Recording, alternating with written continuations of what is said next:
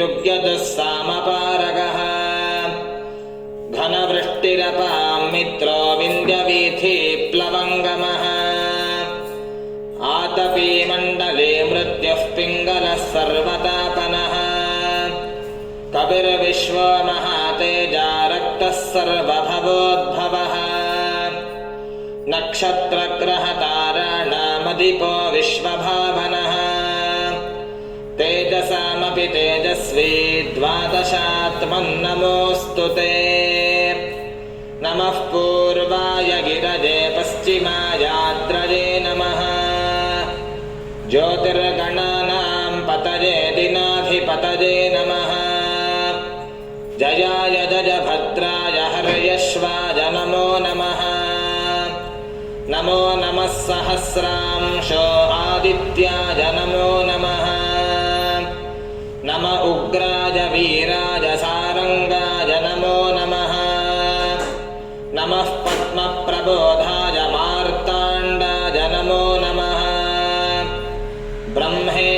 ब्रह्मेशानाच्युतेशाय सूर्यायादित्यवर्चसे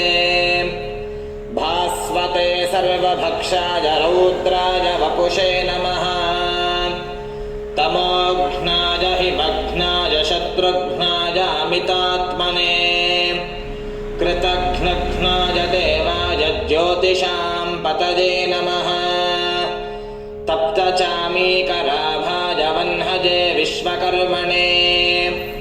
नमस्तमोभिनिघ्नाय रुचजे लोकसाक्षिणे